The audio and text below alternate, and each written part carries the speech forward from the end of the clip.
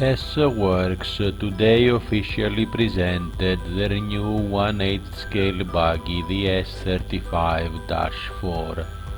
There are more changes than meet the eye, many of them small details.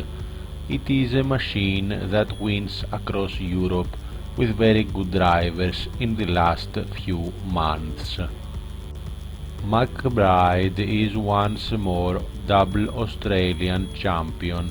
He won both buggy and truggy at the recent Australian Nuts with associated machines.